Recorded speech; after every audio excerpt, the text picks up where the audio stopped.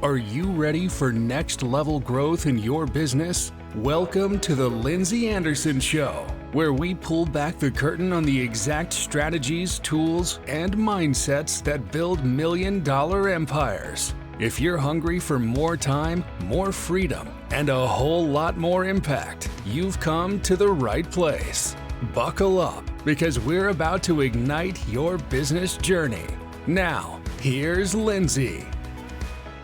Hey, everybody. Welcome to this episode of The Lindsay Anderson Show. I am so excited for today's guest, Mr. Peter Wishnie. Now, Dr. Peter Wishnie is a powerhouse in the healthcare and leadership world with over 34 years of experience as a practicing podiatrist. Now, a full-time coach for healthcare practitioners, Dr. Wishnie brings unparalleled expertise and insight to help professionals navigate the complexities of running successful practices while maintaining a healthy work-life balance. A certified leadership coach, accomplished keynote speaker, and an author of two highly regarded business books, Dr. Wishnie is on a mission to empower the next generation of healthcare leaders. His transformative coaching has already inspired countless practitioners to elevate their careers and create thriving practices. So excited to welcome Dr. Peter Wishnie to the show. Welcome to the show. Thank you, Lindsay. It's great to be here and great to be with you on the show. Yeah. So, how did you get into coaching other healthcare providers? Yeah, it's a great question. 34 years ago, I opened my own practice at 29 years old, never worked for anyone in my life. It was a struggle at first. I didn't have any mentors or anyone to help me with running my practice. I owed about $300,000 between student loans, the practice loan, and a credit line. I was losing about $8,000 a month after 3 months. And you're a doctor. This isn't supposed to be happening. Right. But they don't teach us how to run a business in medical school. And no one knows how to do that. Doctors love to be doctors, but they want autonomy. They want to be their own boss, but they don't know how to do that. And which is what happened to me over time. But I took some business classes. I'm my own coach. And then I learned how to do this. And then I just fell in love with actually running the practice equally as like my passion for taking care of patients. So that both passions were about equal in the energy levels. And I then also started coaching other doctors because they had the same problems and I want to help them. So so I've been doing this for 13 years. Was there like a pivotal moment for you where you're like, I am now going to not be a podiatrist anymore, and I'm going to give into this other passion of mine, which is actually helping other healthcare providers? Yeah, so I grew my practice and sold my practice to private equity a couple of years ago. I had 5 other doctors working for me, and not one of them wanted to spend the money and put in all the time and energy that I do in my practice. So I sold it to private equity because this is my new passion. This is something I want to do full time. And I started that this year, January 1st of this present year, sold 2024. And that's how I exited the practice. But I teach doctors from day one that they need to plan for the exit, even at a very early stage. Can you expand on that a little bit? How does one plan for the exit at even if it's my second day of business there? So you don't have that mentality because you just want to like all the doctors, and it could be accountants or lawyers, professional practices, they're working in the business. It's like the chef who also owns a restaurant. They're probably spending more time learning how to cook versus running the show. So how do you do this is very simple. From day one, you put systems in place. You put systems, like everything is written down, just like McDonald's. And that's who started all the franchising. So how the front desk won, how they answer the top 15, 20 questions that patients will ask you, call you. Every little detail needs to be written. And I had the luxury between the end of my residency and the start of my practice to implement the systems and write everything down. So now you have a cookbook, you have a manual that you could pass on to someone else, right? And that actually, believe it or not, private equity loves that, increases the value of your business, having the systems in place. And that's the first thing you would do. Okay, systems. And the next thing is, if that's what you're asking me, the next I thing am. is, Yeah, I wanna know how to plan for the exit. So first of all, I gotta get Right. systems because 'cause they're basically buying that intellectual Mhm. property from you, this cookbook from you on how to run the business. Otherwise, it's all in your head and worth nothing. Exactly, correct. Okay. And what do other private equity companies or doctors who are going to buy your practice want? They're going to look at your numbers. Yep. Keep all your financial records clean and easy to present to someone else. Key performance indicators. Okay, tell us about that. So doctors are busy in their practice and they don't take the time to look at their numbers. And I always say that they end up having more month than money. What that means is that it's the 28th of the month and there's only 2 or 3 more days left in the month, and they don't have enough money to pay all the bills, and they don't even know how much money they brought in until the 27th or 28th of the month. So the first thing to do is look at your numbers daily, weekly, monthly, and quarterly. And which numbers every team member, and that's the great thing about this, is that doctors are not the ones to run the numbers. The CEO of a company gets the numbers given to him or her, right? And then it gets analyzed by the team. And CEO just looks at it and then has a meeting and says, yeah, I agree with this. Let's do this. Let's do that. Every team member, every staff person has a statistic, such as the front desk person will have, what do? They make sure the appointment book is full with productive patients. They actually make sure patients keep their appointments and collect monies at the time of service. All three things are measurable, can be put on a graph, and then can be weekly presented to the doctor owner. And that staff person will say, okay, let me tell you what happened this week because you're there treating a patient. I'm up here. I know what's going on here. I'm going to tell you why patients didn't show, what they were saying on the phone. I'm going to tell you why patients didn't pay their copay deductible. But this is my action plan for this week to get those numbers back up. So we think we have to do everything. That's the real problem of anyone who owns the business. I call that leadership. We are all leaders, and leaders need to know how to delegate. With that delegation, guess what happens? You do everything yourself, or nothing gets done because you don't have the time. And when you get around to it, it's still not being done the way you want it done because you're just doing it so quickly. And learning how to lead is going to get you more time in the end. I like that. I wanna say that again. Learning how to lead is gonna get you more time in the end because you really can't expand a business without a team. And then who are they following? If it's not you and if you're not a great leader, then things aren't gonna go very well. Exactly. What I find really interesting, I know you've been counseling and helping people in the medical field, like what you're talking about here, plan for the exit, having those systems, learning how to be a good leader. Can you expand like that is any business? Have you experienced that there's a nuance for healthcare providers, or would you agree with that statement? I agree with that statement. My fiance, we go to restaurants, go out to dinner, and she sees how I'm assessing all the systems in place. Like I was just at an eye doctor today, and the doctor is amazing. The staff is amazing. They have two people, but they only have two people. And my appointment was 8 o'clock, but the staff didn't come until 9. And I guess that's their arrangement. So now I didn't get seen till about 8:30 because the doctor is not only seeing the patient that's in front of me, helping that patient with their contact lenses and checking the patient out, checking the patient in for that first hour. That's to me, it looked exhausting because what are our strengths? What do we get paid for? We get paid to be a doctor. And what is your dollars per hour? This is an important statistic. Dollars per hour. What are we worth? And why are we providing certain care when it's less than what we are worth? So checking a patient in and checking them out, that's not what we're getting paid to do. So we need to train someone and get them better. Like every business, you're talking about business, every business has this problem. And it's been the problem from the turn of the century. We think it's just since COVID, but it's been ever since I've been practicing since 1989, ever finding really good people. The only difference between now post COVID than before is that for in a doctor's office, we're getting our good staff poached by hospitals, offering them more money and more benefits, but then they work them like slaves. And so they don't have, oh, Mary at the front desk needs the day off to take grandpa to the doctor. And it's a small mom and pop doctor's office. Yeah, go ahead, take care of your grandpa and come back.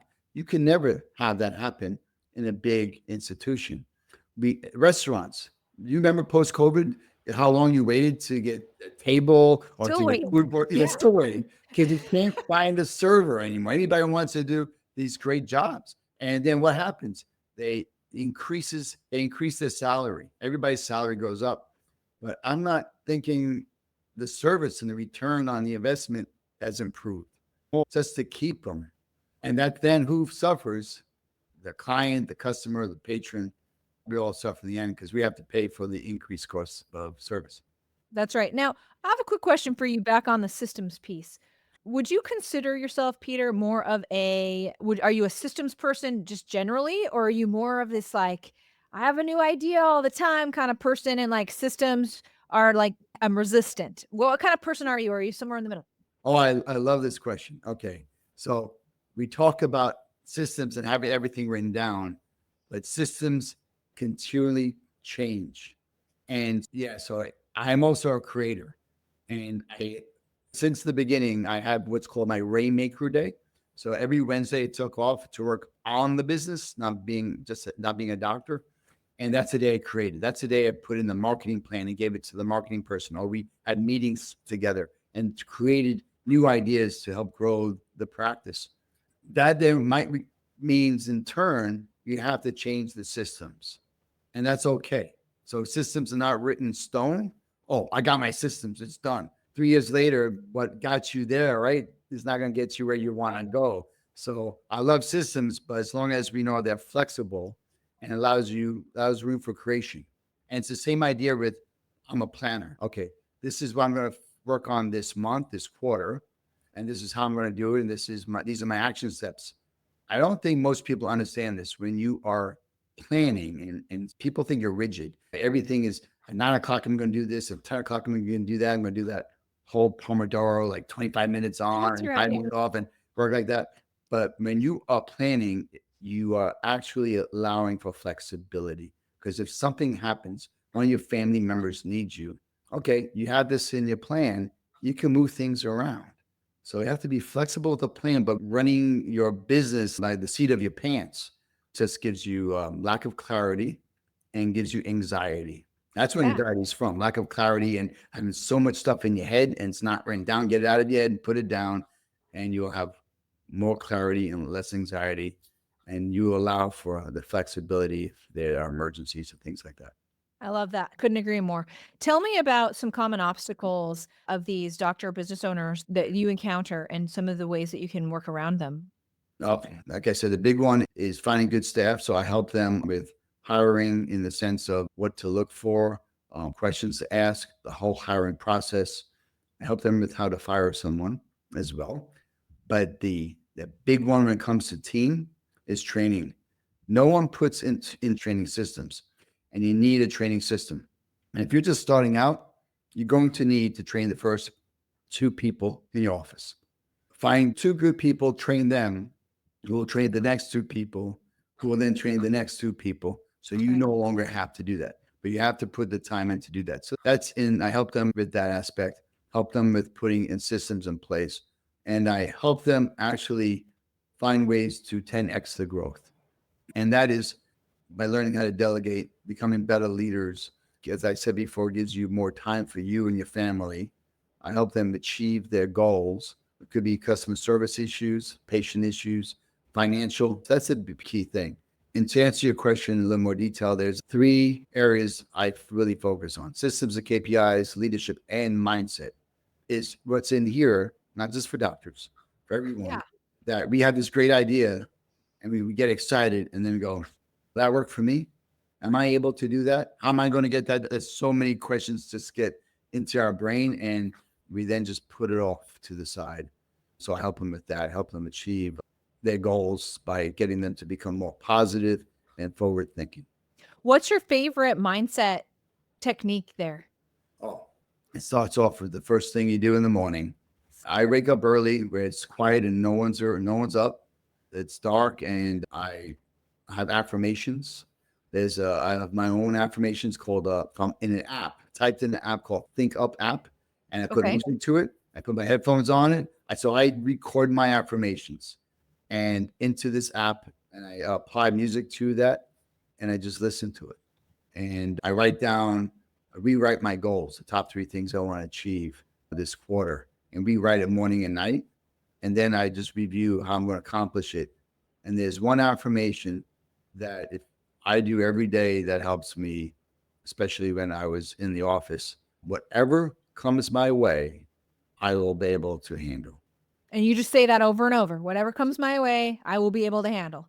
Exactly, because everybody who owns a business and deals with people will tell you this. They're working in the business, they're doing their thing, and all of a sudden someone says, "Hey, doc, we have a problem." Okay. Or this thing happens. So this patient says this. So this patient, whatever happens, don't worry about it. Whatever obstacle is put in front of me, I'm going to be able to handle it.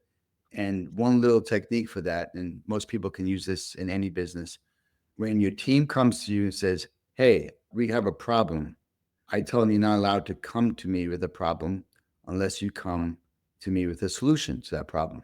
There's several reasons for that. When your team member solves the problem and you agree with that solution, you now empower them to take hold of their position and making decisions and becoming a leader in their own area where they don't keep on bothering you all the time. Because now I go, I trust you. You believe in our vision and our mission. You come up with great solutions. Let's go for it. You don't always have to disturb me for little things. If you have a fire that's starting, I think I should be told. Yeah. You talk a lot about leadership. You talk a lot about team building, finding the right people and training, you mentioned as Mhm. common obstacles that many doctors don't really work on. Is there any other obstacles in there when it comes to like leadership and management style that you run into? Doctors who handle and take insurances, they have lots of obstacles because you're dealing with what I call everyday nonsense.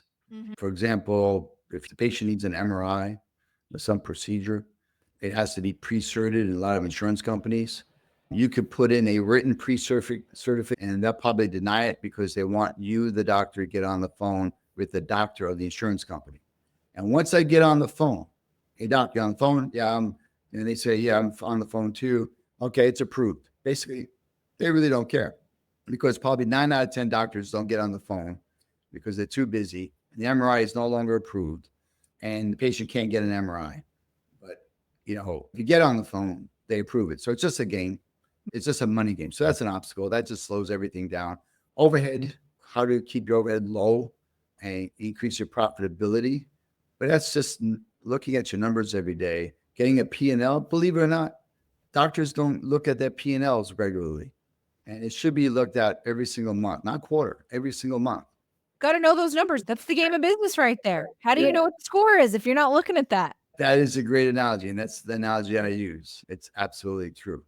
I love that. So, what do you see as the future? The future of building businesses, the future of what you're doing here? Okay. In any business, small business in the United States is just, it's booming. I love running my practice for 34 years. I love creating. Look at your practice as you're creating something, you're making something happen. And take the time, like every single day, to say what great things occurred today. And because you're amazed at this time of the year, I tell everybody, open up all your planners, open up your phone, look at all the pictures from 2024, and look at all the great things that happened I this love year. that. Because most people, what they do is, oh, it's 2025, the ball drops, Happy New Year. And everybody says, oh, I hope this year's a better year. Who said 2024 was a bad year? You just want it, every year should be hopefully better. But look at your phone, look at all the great things that happen in your life, because it's so easy to find the negative things, the bad things, because it's just the way our brain works to protect ourselves from future harm. So it's easy to see the bad things, but look at all the great things. And running a business, it's going to constantly change. I don't care if you're a doctor, if you own a restaurant, no matter what business you own, things will constantly change. And that's what keeps us on our toes. That's what allows us to provide better service to our customers, because this is what we do. We are there to help other people. And the more people you help, this is the key. The more people you help, the more you will receive in return. So don't focus on yourself, except for when it comes to your health and your family's health, of course. But I'm talking about in the business, focus on helping other people, your team and your patients, your clients, your customers, help them get what they need. And then you will definitely get what you need, probably a lot more than you need. Tell me, you've done a lot of things. You've been a podiatrist, you sold your practice, now you're consulting others. What is one thing after these 34 years that you wish you would have known before you got started? Can you boil it down to one thing? Down to one thing. I wish I had business training in medical school to get me started, or at least in my residency, because you probably forget it by then. Just basically understanding, this is a simple answer. It's a very simple answer. How to basically interact with all kinds of people that you come across in your practice, mainly your team, your staff. Okay. Because I couldn't keep an employee save my life for the first couple of years. Because I'm from New York and we're like, okay, how come you're not working? How come you're not doing what you're supposed to be doing? And taking my own work ethic and putting it on them and realizing that's not how you lead. And you lead by actually understanding the people, getting to know them better, and showing your team how much you care. And then they'll turn around. And if you have a good person, they'll be very loyal to you. So I wish I knew that. Thank you so much for sharing your wisdom on the show, allowing us to talk to you today. Before I let you go, I'm going to turn the time over to you. Let everybody know how to find you and anything else you want them to know. Great. Thank you. You can reach me at like Dr. Wishnie at gmail.com. I'm on Instagram as coach_Peter Wishnie. If you email me, I will send you the 25 ways to get $25,000 that your practice is leaking. So I'll send you that PDF. Thank you so much for coming on the show today, Dr. Wishnie. Appreciate you. Thank you. There you have it, folks. Another awesome episode of The Lindsay Anderson Show. Now, if you are looking for my simple social media system that will allow you to attract high quality clients online, make sure that you do not miss my upcoming workshop. All you need to do is head over to lindsayaa.com/workshop. And during this workshop, I'll share with you my simple 4-step system for attracting and converting high quality clients online for your service-based business.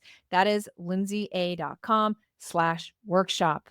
Thank you to everyone for joining me today. Another big thank you to Dr. Wishnie for sharing his insights today. Thank you for joining me, and cheers to you and your success. That's a wrap for today's episode of The Lindsay Anderson Show. If you loved this episode, don't forget to subscribe, leave a review, and share how you're leveling up your business. Want more? Connect with Lindsay Anderson and get the tools you need to crush your goals at lindsayaa.com. Until next time, keep pushing, keep growing, and turn those business dreams into reality.